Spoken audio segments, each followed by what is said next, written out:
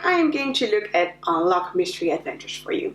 This is the second combination of 3 Unlock Adventures. In America they are going to be sold separately, so I am going to talk about each scenario and what I think about, so you Americans can also choose which scenario is maybe fun for you to play, but for us Europeans you are just going to get the whole box. I am just going to do a quick overview of how the game works and how the new machines work that are going to be introduced in this game, and then I'm going to talk about every expansion or every scenario separately to tell you what I think about it.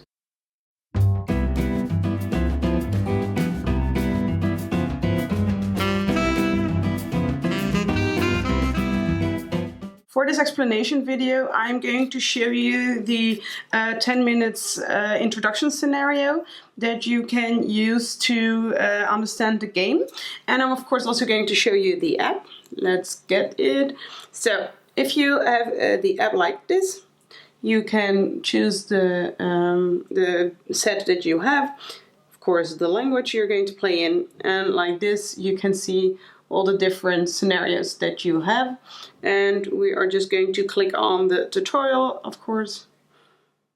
While it's loading, I'm just going to put the other ones right here, and now that it's loaded you can see that when you are going to play this game you have a timer right here, and this is where you can start and pause the game. So I'm just going to put it on start, and right away you heard that there's music. There's some music. You can also pause that music. We don't want music right now. And when you start, you can start the game by turning the first card. And most of the time when you look at the first card, this is going to be a place where you're going to start, and on that card there are several other cards. So the deck always has numbers on the back, and every time you have a card like this that shows the location, you can get all the cards, all those numbered cards. So we're just going to look for them. It's 21.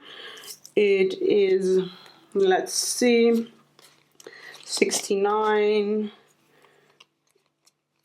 42, and 35. So like this, 1, 2, 3, 4, 5, 1, 2, 3, 4. Which number am I missing right now? I am missing 11. So I'm not going to show you all the cards because probably you want to play this scenario as well. I'm just going to show you the different numbers that you're going to work with. So when you are playing the game, there are going to be blue cards and there are going to be red cards. Those are the cards that you have to combine. So you have to look at the stuff that's is there on those cards, and you are going to try to think of ways to combine the things that you see on those cards. So remember, red cards and blue cards, those are the ones that you want to combine with each other. You cannot combine red with red. You really have to do red and blue. You can also see that with those little puzzle pieces that's here. Then we have these yellow cards. Those were also in the first 3 scenarios. This is a card. For these cards you have to figure out the code. Most of the time to figure out the code you have to look at all the other cards and solve some kind of puzzle. And when you think that you know the answer, you know it's always 4 digits, you know the code, you can put it in the app. There's a special place here called code, and you can put it in there, and when you have it correctly, the app will say what card you can take next, or when you don't have it correctly, most of the time it's going to give you a penalty in time. Besides that, we have a new thing introduced in this 3 new scenarios, and that is going to be green cards. Green cards are machines, and to activate a machine you are going to look at the number and you are going to put that number into the app like this. The machine is then going to show in the app, and it's going to show you what to do. So it's like a little extra thing in the app. Most of the time you have to press on stuff and have to figure something out. So like this, you can see you can, with this one, you have to click on stuff and you have to figure out which ones to click on. So I'm just going to close that right now. So those are the things that you can play the game with. I'm just going to check. Yes, we also have like cards like this. Those are the gray cards. They are just some extra information, or they can help you with the other cards, but they cannot be combined by themselves to get a new number. I'm just going to show you one more thing. When you combine two numbers, so you think like these two things have to work together, you are going to multiply. You are going to add those numbers together. So this would be 58, and you are going to look in the deck if that card is there, and you're going to turn it around. Sometimes the card will say, oh, no, that's not the right thing. And most of the time, if you play correctly, the card gives you a new combination. You combine these things, and because of that, you can have a new card and you can get rid of those other cards. So you solve that little puzzle. So that is how the game works. You have normally you have 60 minutes. You can also look at some hints right here. So if you don't know, if you really cannot figure out a card, you can put in the number of a card and right here, and the game is going to give you a hint. So maybe with that extra little help, you are able to figure out the game.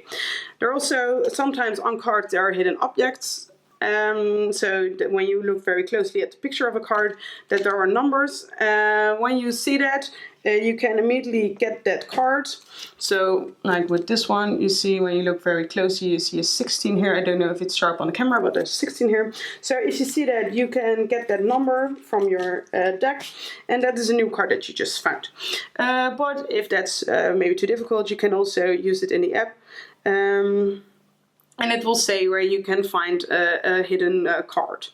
So you're not like not getting the game and trying frantically to match things with maybe something missing right there. So that's the game. You can also start and pause it, and sometimes you have to press the penalty button if you did something incorrectly. The app will tell you that, and that is everything you have to know before playing on luck. The first scenario I'm going to talk about is the house on the hill scenario. In this scenario, you are going to have there's a house on the hill, and there are some strange things happening in the village, some paranormal activities, people flying around, and just some strange sightings. And there is a rumor that there were some kids that broke into the house and opened a book, which causes this. So you are going to go into the house to find the book and close it again. This is really more like a little bit, not really a horror, but surely a little bit more of a scarier scenario. Not that it's not okay to play with children, but it's more like on the spooky side of the spectre. I really like this scenario. It felt like there were a lot of different puzzles. There were puzzles that caters to everyone's intelligence. There were logical puzzles, there were visual puzzles, and I also always very much like that, just because so everyone in the group feels that they can contribute to the solution of the whole scenario. As the scenario was also doable in 60 minutes, there are some unlocked scenarios which I found that they were really not doable in 60 minutes, but this one was okay, and we finished it, and we had a lot of fun doing so. So that's the first scenario, the house on the hill, where you are going to go into this spooky house to close the book. The second one that I'm going to talk about is the Nautilus Trap. In this one, you are going to dive to an old boat that is underneath the water, and you are going to try to find the treasure that is buried there. And this scenario we didn't like as much, which is maybe, I tried to find out, but I think it's also maybe a little bit because of bad translation. I really think you should play this one in English, because there are a lot of puzzles in this one that depend on language. And we had some puzzles that even when we knew the solution, we still didn't really know how we could have figured it out. So that was a little bit of a bummer, and that really took away the joy we had while playing this scenario, because there just were I think 2 two puzzles that we really were not able to get. And even with the solution, we still were like, that just was not something that we could have figured out, or is still not very logical. So that was a little bit of a bummer. And also there is the fact that in this scenario you have limited time because you're on the water. So they added this thing where you don't have enough oxygen in your oxygen tank, and you get a penalty if you haven't found oxygen, which was a fun thing, but you were also sometimes punished for things that you couldn't do really anything about.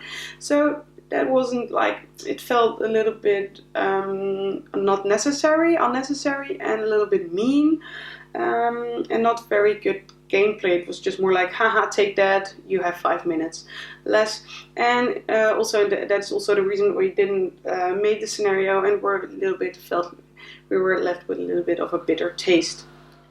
Then the last scenario is going to be Tony Paul's Treasure, or I think, the Tony Paul's Treasure it is called. And this is a pirate adventure.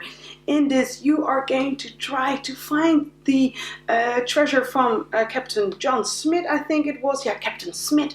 But there are also some other captains that are going to try, of course, to catch that, to find that treasure before you find it on the island of Tony Paul. But unfortunately, you were thrown into a dungeon, so before you can find the treasure, you first have to try to get out. The fun thing about the scenario was that there were a lot of different locations that you were able to go to, and it was more like a little city where all these different places were. So that was a lot of fun. Also, there were a lot of machines. That is the new thing that they introduced in these 3 scenarios, and I think this one implemented that the best. There were some very interesting things you could do in the app to figure out the puzzles. There were some puzzles that were a little bit hard, and this was the scenario we felt like the most, that it really did not fit in those 60 minutes that were given for this scenario and all the other scenarios, of course.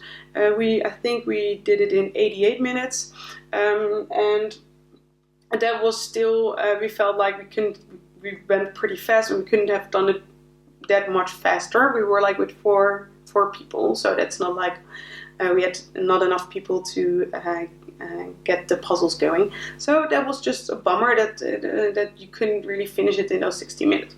The cool thing was that they really used the cards very well. I'm just not going to tell you exactly how, it would be too much of a spoiler. And so during the game I was already trying with all the cards to make some combinations and stuff like that, while the other players were trying to figure out all the other puzzles that were thrown at them. But as it turned out, at the end of the game, you didn't really need all the cards, and everything that I was doing during the game was not as important as the game made it look like. So that was a little bit also a little bit of a bummer, because everything that I did we had to do again and redo, which also cost us a lot of points. But we were still like feeling like, okay, we went so fast and it was still just not doable. We almost had an extra half an hour that we needed to do all the puzzles, because of all the different locations. There were just too many puzzles to really get it done in 60 minutes, and that way it just felt a little bit too unforgiving. But it was not like the puzzles were too hard or anything. There were some solutions that were a little bit head scratching, like okay, I guess you can see it like that. But at least they were like, when you knew the solution, they were okay. And it was just a very fun scenario. The theme was cool with the captain's theme, and it's just one that we really enjoyed. So overall, I have to say that I like the first scenario that we played, and also the first scenario that comes in the box. The House on the Hill scenario, we liked that one the most, because it was doable in time, and the puzzles were very diverse, and they were manageable. And after that, the Tony Paul's Treasure one, the only downside to it that you weren't really able to do it in 90 minutes, but the fun part is that there were a lot of locations to explore, and they implemented the new rules to that very well. And the one that I really liked the least, and is probably one I don't want I would not really recommend to get is the Nautilus Traps one. For me, the most important was the fact that the puzzles were still not logical, even if you knew the answers to it. And if you play it, you really should play it in English, because the translations are not that good, which makes some of the puzzles even not playable.